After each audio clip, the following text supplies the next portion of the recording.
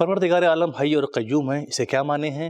چاروں آسمانی کتابوں میں کون کس کی تصدیق کرتا ہے اور توریت اور انجیل کے کیا معنی ہیں؟ بسم اللہ الرحمن الرحیم۔ ناظرین اکرام السلام علیکم۔ تفسیر نور کے اس پروگرام میں آپ کا خیر مقدم کرتے ہیں۔ آج آپ کے سامنے سورہ آل عمران کی تفسیر لے کر حاضر ہوئے ہیں۔ اس سورہ میں 200 آیتیں ہیں جو ایک خاص نظم و آہنگ کے ساتھ مدینے میں نازل ہوا۔ یہ سورہ اسلامی تعلیمات کے ساتھ شروع ہوتا ہے اور مباہلے کی فتح پر ختم ہوا ہے۔ آج اس سورہ کی 3 آیت کی تفسیر آپ کے سامنے بیان کروں گا۔ آئیے چلتے ہیں اس کی پہلی آیت کی طرف، اس کے ترجمے اور تلاوت کو سنتے ہیں۔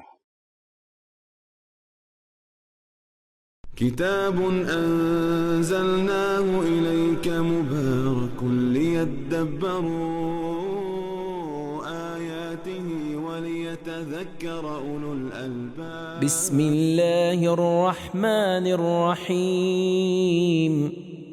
الف لام میم۔ الف لام میم۔ یہ تھی اس آیت کی تلاوت اور ترجمہ۔ آئیے اس آیت کے نکات کو بھی جان لیتے ہیں۔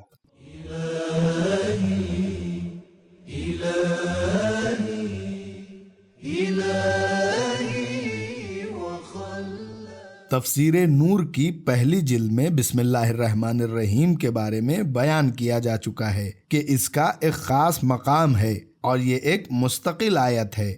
ہر کام کے پہلے پڑھنے کی تاکید کی گئی ہے۔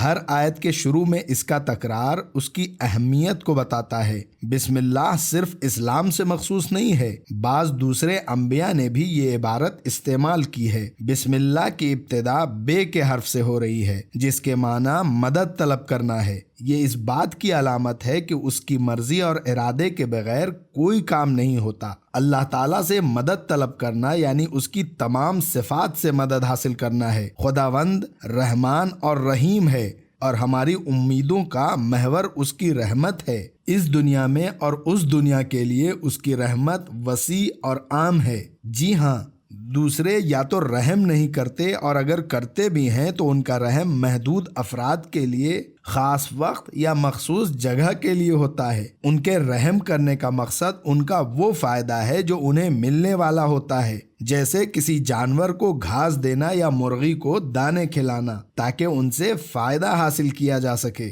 ایسی رحمت جو وسیع، عام اور ہمیشہ کے لیے، سب کے لیے، بغیر کسی مقصد کے صرف خدا تعالیٰ سے مخصوص ہے، پس ایسے رحمان و رحیم خدا سے ہی مدد طلب کیا جائے اور کہا جائے بسم اللہ الرحمن الرحیم۔ جیسا کہ سورہ بقرہ میں ذکر ہوا ہے کہ الف لام میم حروف مقطعات میں سے ہے۔ حروف مقطعات کے بارے میں شاید مشہور ترین اور بہترین رائے یہی ہے کہ یہ خدا اور ان کے پیغمبر کے درمیان ایک راز ہے۔ امام صادق علیہ السلام فرماتے ہیں سورہ آل عمران کی ابتدا میں الف لام میم کا جملہ ان اللہ المجید کا راز ہے، یعنی میں ہوں خدائے مجید۔ تفسیر نور الثقلین جلد 1 صفحہ 309۔ یا اس موضوع کا اعلان ہو کہ اللہ کا کلام قرآن بھی انہی الف با کے حروف سے لکھا گیا ہے، اس کے باوجود یہ معجزہ ہے۔ اگر تم بھی ان حروف کے ساتھ قرآن جیسی کتاب بنا سکتے ہو تو بنا لاؤ، جس طرح اللہ نے انسان کو مٹی سے پیدا کیا، جبکہ انسان مٹی سے برتن، اینٹیں اور گھڑے وغیرہ بناتا ہے۔ قدرت الہی اور قدرت بشری میں یہ فرق ہے۔ حروف مقطعہ الف لام میم 6 سوروں یعنی سورہ بقرہ، سورہ آل عمران، سورہ عنکبوت، سورہ روم،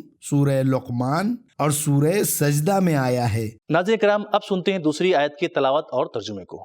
اللہ لا الہ الا هو الحی القیوم۔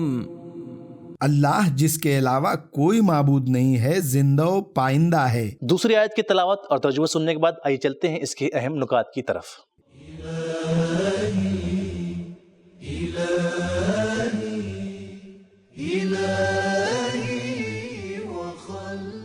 قیوم اسے کہتے ہیں جسے کسی کے سہارے کی ضرورت نہ ہو، لیکن دوسری ہر چیز کو اس کے سہارے کی ضرورت ہوتی ہے۔ ہر چیز اسی سے قائم ہے۔ خداوند متعال کائنات کی تخلیق پر پوری حکمت و تدبیر اور مکمل آگاہی اور مکمل تسلط رکھتا ہے۔ مادی اسباب و وسائل کسی چیز کی پیدائش کا وسیلہ اور ذریعہ تو بن سکتے ہیں، لیکن وہ حی زندہ بالذات نہیں ہے، اور ان کا یہ سبب اور ذریعہ بننا ذاتی نہیں ہے۔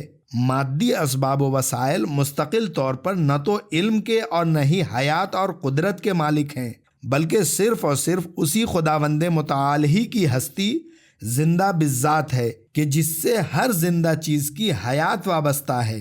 دعائے جوشن کبیر میں ہم پڑھتے ہیں وہ ہر زندہ سے پہلے زندہ ہے اور ہر زندہ کے بعد زندہ رہے گا۔ کوئی زندہ اس کا شریک نہیں ہے اور نہ ہی وہ کسی کا محتاج ہے۔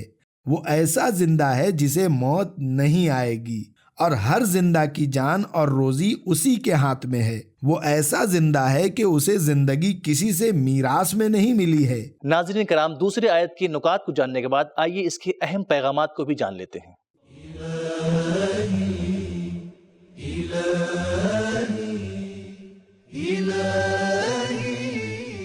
ایک، توحید کا مقام سب سے پہلا ہے اور یہ ہر آسمانی کتاب کا سرنامہ ہے۔ دو، معبود ہونے کی شرط ذاتی کمالات کا حامل ہونا ہے، اور یہ صرف خدا تعالی کی ذات ہے جو اپنی ذات میں خود قائم ہے اور مطلق و بے نیاز ہے، ایسا کہ حی اور قیوم ہونا جس کا ایک نمونہ ہے۔ اس ایپیسوڈ کی آخری آیت یعنی سورہ آل عمران کی تیسری آیت کی تلاوت اور ترجمے کو سن لیتے ہیں۔ نزل عليك الكتاب بالحق مصدقا لما بين يديه وأنزل التوراة والإنجيل۔ اس نے تم پر برحق کتاب نازل کی جو اپنے سے پہلی کتابوں سے ہم آہنگ اور ان کی تصدیق کرتی ہے، اور اسی نے توریت اور انجیل کو نازل کیا۔ گزشتہ آیتوں کی طرح اس آیت میں بھی کچھ اہم نکات پائے جاتے ہیں۔ آئیے سنتے ہیں اس آیت کے اہم نکات کو۔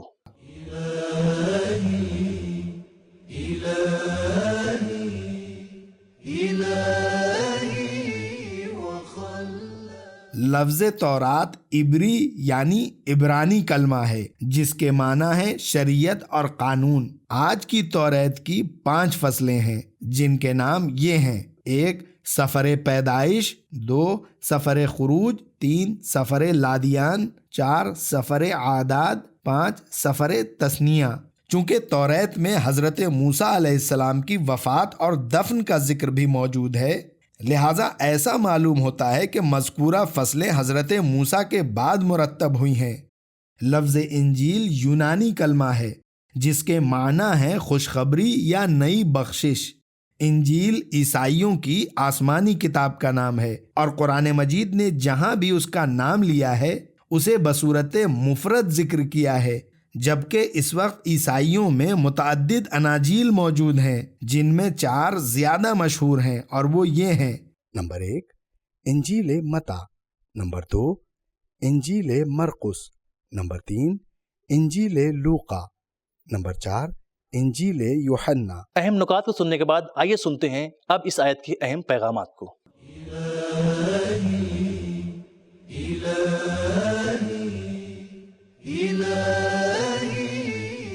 ایک، آسمانی کتابوں کا نزول خداوند کی قیومیت کا جلوہ ہے۔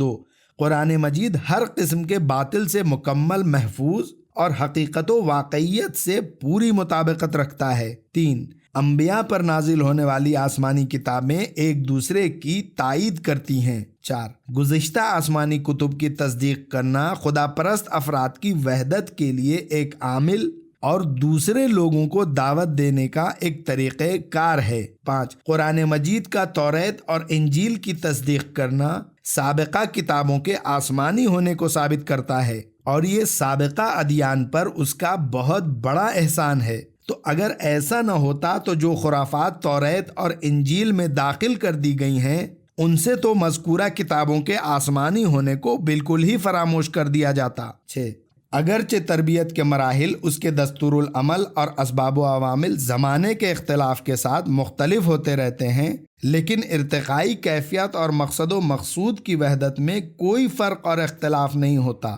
تو ناظرین، ہم نے جانا حی کے معنی زندہ بذات کے، یعنی اس نے حیات کو کسی سے حاصل نہیں کیا۔ قیوم یعنی اسے کسی کے سہارے کی ضرورت نہیں ہے، اور یہ قرآن ہی ہے جس نے تمام آسمانی کتابوں کو ہم آہنگ اور تصدیق کرتی ہے۔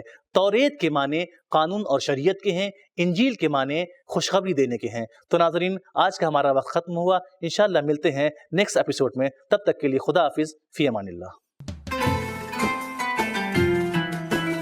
سبیل قرآن، قرآنی سماج کی پہچان۔